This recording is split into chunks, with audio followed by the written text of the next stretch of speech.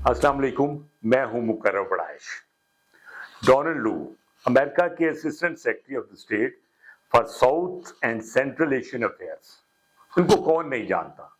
ये वही साहब हैं जिन्होंने इमरान खान की रजीम चेंज की, इमरान खान का तख्ता उल्टा। यहाँ पे पाकिस्तान में कितने को ताकतवर आदमी होंगे, यह बात आप इस एक इशू से अंदाजा लगा लें कि ये कितने ताकतवर आदमी हैं। इन्होंने अमेरिकन कांग्रेस में एक अपील दी है कि पाकिस्तान को 10 करोड़ डॉलर की इमदाद दी जाए। अब अभी तक ये अप्रूवल भी नहीं हुई, लेकिन अब सूरत यहां तक आ गई, हमारा ये हाल हो गया कि अब पाकिस्तान जैसा बड़ा मुल्क, पाकिस्तान जैसा मुल्क अमेरिका की 10 करोड़ डॉलर की इमदाद पे हम ये गुलामी 10 करोड़ डॉलर में करने जा रहे हैं कि यहाँ पे रजीम चेंज हो रही है। वो हमें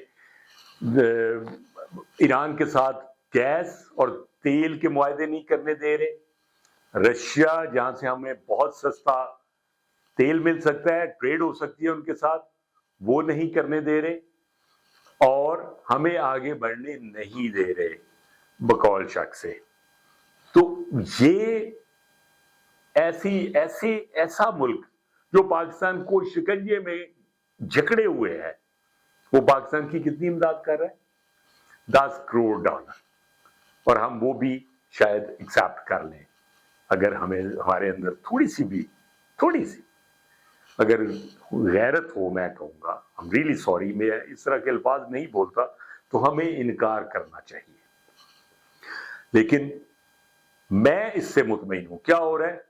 अब सऊदी अरब ने भी आपको उधार देना बंद कर दिया। तेल जो डेफर उस पे आ रहा था, पेमेंट पे तेल, वो भी उन्होंने इनकार कर दिया। उन्होंने आपको फर्दर खैरात देने से भी इनकार कर दिया। यूएई ने भी ऐसा ही है कि उन्होंने कहा कि जी हम आपके साथ ट्रेड कर सकते हैं, हम इन्वेस्टमेंट कर सकते हैं, हमें अपॉर्चुनिटीज दें, लेकिन ये जो मांगने वाला सिलसिला है इसको बंद करें। चाइना के साथ हमने क्या किया? जो हमारे मुल्क में अरबों डॉलर इन्वेस्ट करने चाह रहे थे, अब ये हमारी बदबख्ती है कि हम उनको किस शोबे में इन्वेस्ट करें।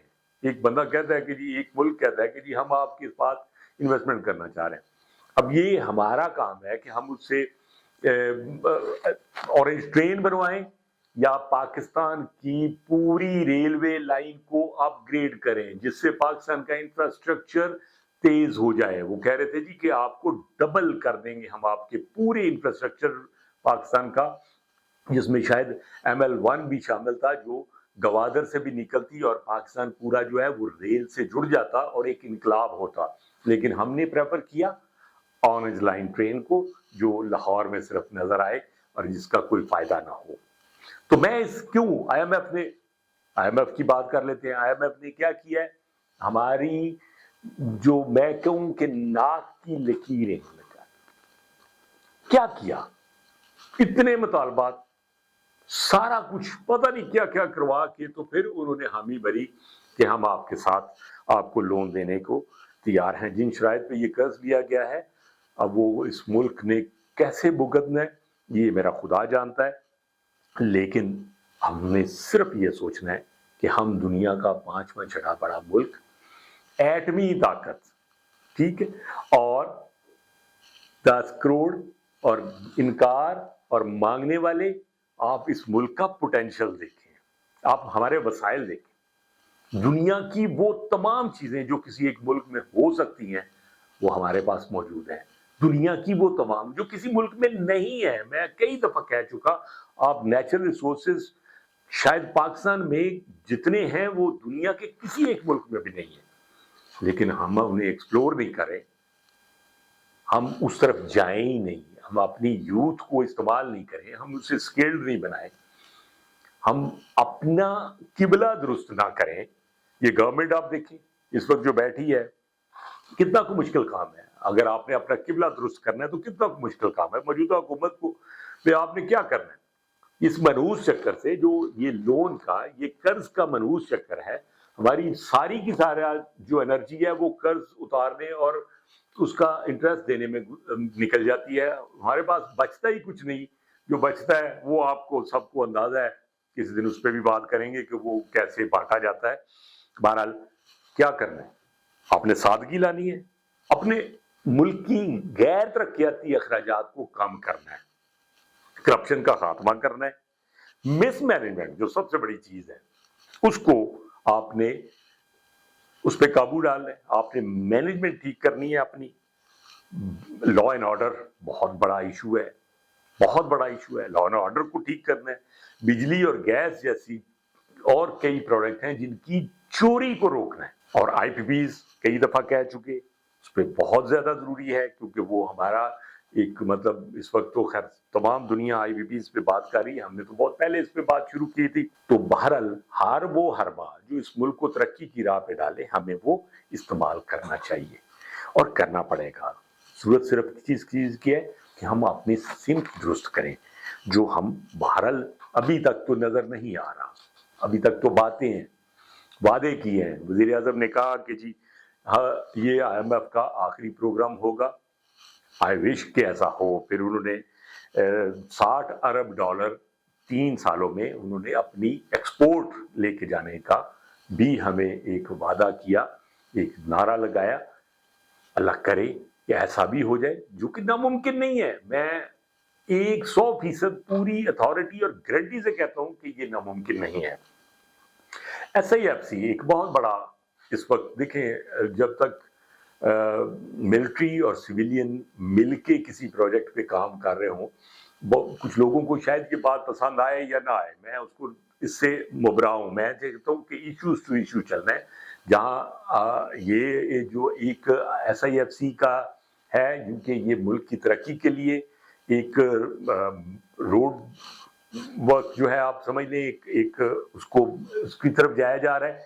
انہوں نے ایک بڑا ناممکن سا لیکن چیلنجنگ آپ ٹارگٹ سمجھیں کہ انہوں نے کہا کہ اگلے 3 سالوں میں $100 ارب کی سرمایہ کاری انٹرنل یا ایکسٹرنل باہر سے منگوانی ہے یا پاکستان کے اندر سے کرنی ہے. پاکستان میں 100 ارب کی سرمایہ کاری کرنی ہے. آئی وش کہ ایسا ہو جائے, آئی وش کہ ہم یہ ٹارگٹ اچیو کر لیں اور اس ملک میں زرعی سمیت مختلف چیزوں میں آئی ٹی سمیت ایک انقلاب آ جائے. یہ ہم دعا گو ہیں, لیکن ابھی تک ہماری ڈائریکشن ایسی نہیں لگ رہی. جس سپیڈ سے ہمیں اس طرف جانا ہے ابھی تک محسوس نہیں ہو رہا کہ اس سپیڈ سے ہم بہتری کی طرف جا رہے ہیں. بڑی سادی چیزیں ہیں, ڈسکس کر چکے. آئی وش کہ ہم اس سپیڈ سے ہم ترقی کی طرف جائیں, اس ملک کو بچانے کے لیے جائیں. اور یہ جو اس قسم کی چیزیں ہیں ہم ان کو اپنے لیے عزت اور بے عزتی کا مسئلہ بنائیں. جب تک ہم عزت اور بے عزتی کا مسئلہ نہیں بنائیں گے ملک ترقی نہیں کرے گا. ایک بہت اچھی خبر ہے, لیکن یہ اچھی خبر تب ہے جب ہم اس سے فائدہ اٹھا لیں. جرمنی کو 80,000 ورکرز کی تلاش ہے. جرمنی دنیا کا ترقی یافتہ ترین ملک ہے, 8.5 کروڑ سے تھوڑا زیادہ آبادی کا ملک, جس پر کی پر کیپٹا انکم جو ہے وہ امیزنگلی گڈ ہے, $67,245 پر کیپٹا ہے. سو زندگی گزارنے کے لیے دنیا کا 5واں بہترین ملک جرمنی ہے. جرمنی جو ہے وہ اس کی پروڈکشن جو مطلب بہت زیادہ, میں سمجھتا ہوں کہ اس نے بہت زیادہ ترقی کی.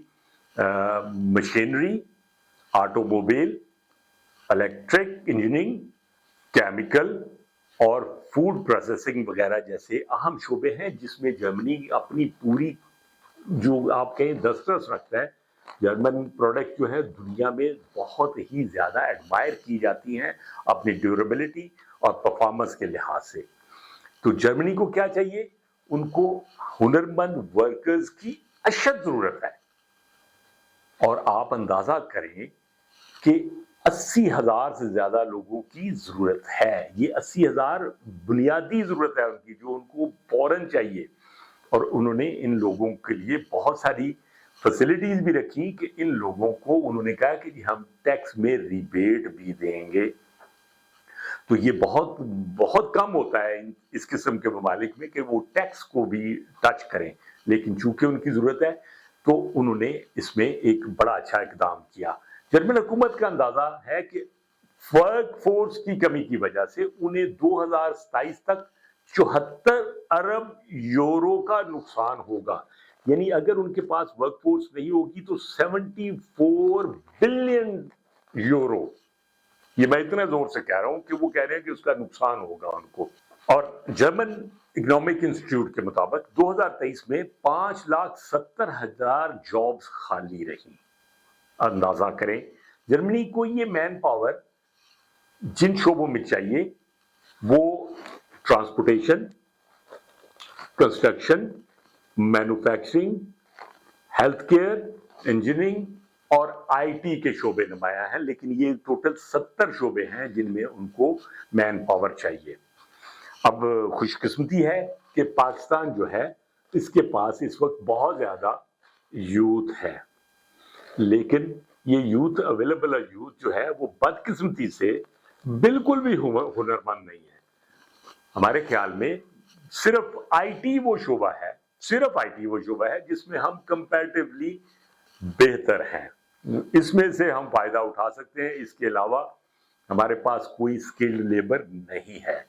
میں پہلے بھی ذکر کیا تھا کہ جاپان کو بھی چاہیے، ہم نے ایک ویلاگ کیا تھا کہ جاپان کو جو ہے وہ ان کو ہنرمند مین پاور کی اشد ضرورت ہے۔ سعودی عرب اور مڈل ایسٹ پورا وہاں پہ بہت زیادہ جاب اپرچونٹیز ہیں، لیکن چونکہ ہمارے لوگ ہنرمند نہیں ہیں اور نسبتاً کم پڑھے لکھے ہیں، تو سعودی عرب نے کہا ہے کہ آپ پاکستان ہمیں بیکاری، بیمار اور غیر ہنرمند لوگ نہ بھجوائیں۔ تو یہ اندازہ کریں کہ انہوں نے باقاعدہ ایڈریس کر لیا۔ تو اب ضرورت کس چیز کی ہے؟ ضرورت اس امر کی ہے کہ حکومت ہنگامی بنیادوں پر ٹیکنیکل ٹریننگ سینٹر بنائے۔ اس کے لیے ہمیں کوئی بہت بڑا انفراسٹرکچر لگانے کی ضرورت بھی نہیں ہے۔ ہمارے پاس جو اویلیبل سکولز اور کالجز اور اس طرح کی جو سرکاری بلڈنگز ہیں ہم ان کو استعمال کر سکتے ہیں اور یہ شام کی کلاسز دے سکتے ہیں۔ ضرورت کیا ہے؟ صرف کہ حکومت جو ہے وہ اپنے روایتی وعدے، دعوے، نعرے چھوڑے اور حقیقی کام اور ترقی کے لیے کام کرے۔ تو میں سمجھتا ہوں کہ پاکستان کے لیے بہت سارے دروازے جو ہیں وہ کھل جائیں گے اگر ہم اپنی اپروچ کو پازیٹیو کر لیں۔ خلیل الرحمان قمر، سوشل میڈیا پر بہت زیادہ ڈسکس ہو رہا ہے یہ ایک سبجیکٹ، اور زیادہ تر لوگ اس کو بہت ہی نیگیٹو لے کے پتہ نہیں کیا کیا کچھ کہہ دیا گیا، ویڈیوز بھی دکھا دی گئی، اور بہت سارے لوگ تو بہت زیادہ پرسنل ہوئے پڑے ہیں ان کے خلاف۔ جیسے کہ انسداد دہشت گردی کی عدالت میں سماعت کے دوران جج صاحب نے کہا کہ درویش آدمی تو صبح 4 بجے تہجد پڑھ رہا ہوتا ہے اور آپ کیا کر رہے ہیں۔ اب مجھے سمجھ نہیں آ رہی کہ تمام میڈیا نے اس پر شدید الفاظ میں تنقید کی ہے۔ جج صاحب نے بھی کہہ دیا اور ان کی ذات کو لے کر طرح طرح کی باتیں کی گئی جو کہ انتہائی سخت تھیں۔ ان کے خلاف جو رویہ تھا لوگوں کا وہ بہت سخت تھا، بٹ ہمارا پوائنٹ آف ویو اس میں بالکل ہی مختلف ہے۔ شروع میں اس بات سے کروں گا کہ عدالت کو میں سمجھتا ہوں کہ اس قسم کا بیان نہیں دینا چاہیے تھا۔ ہمیں چاہیے کہ ہم اصلیت کو دیکھیں۔ اصلیت کیا ہے کہ خلیل الرحمان قمر نہ تو کوئی درویش ہے، نہ صوفی ہیں، نہ کوئی مفکر ہیں، نہ کوئی مذہبی رہنما ہے، نہ کوئی اسکالر ہیں۔ وہ کیا ہیں؟ ایک ڈرامہ نگار ہیں، ایک سٹوری رائٹر ہیں۔ اچھا کیا کیا انہوں نے؟ اپنی گفتگو میں وہ مرد اور عورت کے ریلیشنز کو لے کر بہت بڑے مفکر بننے کی کوشش کر رہے تھے، بڑے دعوے کر رہے تھے، عجیب و غریب باتیں کر رہے تھے۔ ہمیں وہ باتیں اس وقت بھی عجیب و غریب لگ رہی تھی، اور ان کا رویہ بڑا ہی ایروگنٹ اور خود پسندی والا تھا جو کبھی بھی پسند نہیں آیا۔ آپ یہ دیکھیں کہ ایروگنس کی بہت بڑی مثال کہ وہ سگریٹ جو ہے وہ آن ایئر ٹی وی کے پروگرامز میں اور سوشل میڈیا کے پروگرام میں بھی سگریٹ جو ہے وہ، میرا خیال ہے کہ یہ اخلاقی طور پہ بھی اچھا نہیں تھا اور دوسروں کی تحقیر والا رویہ ان کا تھا۔ اور ہم پتہ نہیں کیوں کوئی बहुत अजीम और बड़ा मुफक्कर, और उनको लेके कोई बहुत बड़ी चीज समझने लग पड़े उनको, मुझे समझ नहीं आई, और हमने इतनी अहमियत दे दी जो मुझे मेरी समझ से बाला है। मुझे उनके ख्यालात और अफकार से पहले ही बहुत ज्यादा इतराज था। मैं तो समझता ही नहीं कि वो जो कह रहे हैं मैं उसको कोई बहुत वेटेज दूं। तो अभी मैं ये समझता हूँ कि वो ना तो कोई मजहबी पेशवा है, ना कोई स्कॉलर है, वो सिर्फ एक राइटर हैं। और अगर हम सिर्फ उनके काम को देखें तो मेरी नजर में वो अच्छे ड्रामानवीस हैं। हमारा यही मसला है, और ये कौमी मशगला भी है, मसला भी है और कौमी मशगला भी है, कि हम किसी के काम को नहीं देखते बल्कि उसकी पर्सनालिटी को लेकर या तो उसे हीरो समझना शुरू कर देते हैं या फिर विलन। इसके दरमियान में हम रखते ही नहीं। मैं समझता हूं कि उनका काम अच्छा है, और एज अ पर्सन वो ऐसे ही थे, उनकी बातों से लग रहा था। और मैं आज भी समझता हूं कि अब वो अनफॉर्चुनेटली एक्सपोज हो गए, तो खुदारा बस करें, जाने दें, उनको माफ कर दें। और बहुत इश्यूज हैं इस मुल्क में, सिर्फ खलीलुर रहमान कमर ही ऐसा कोई इशू नहीं है कि जिसको लेकर सोशल मीडिया पे हम एक तूफान मचाए हों। इन तीन बहुत अहम टॉपिक्स पे अगर आपकी कोई राय है तो जरूर ये काइंडली हमारे लिए एक मशले राह होता है कि अगर आप अपना कमेंट्स बॉक्स में कमेंट देंगे। एक चीज बहुत अहम होती है हमारे लिए, वो बहुत मुफीद है कि आप चैनल को सब्सक्राइब करें, लाइक करें, और अगर आपको पसंद आया हो तो शेयर जरूर कर दें ताकि बहुत सारे लोगों तक ये जाए। पाकिस्तान जिंदाबाद।